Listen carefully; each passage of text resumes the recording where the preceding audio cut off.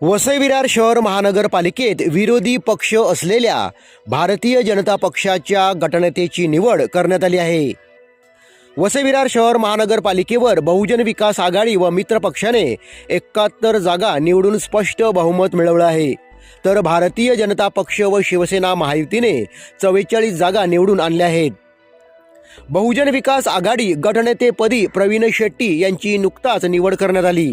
आता भारतीय जनता पक्षाच्या गटनेतेपदी अशोक शेळके यांची एकमताने निवड करण्यात आली आहे।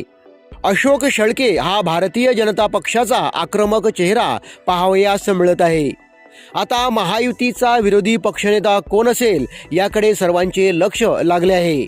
दरम्यान वसई विरार शहर महानगरपालिका महापौर व उपमहापौर पदाची निवडणूक येत्या 3 फेब्रुवारी रोजी होणार आहे।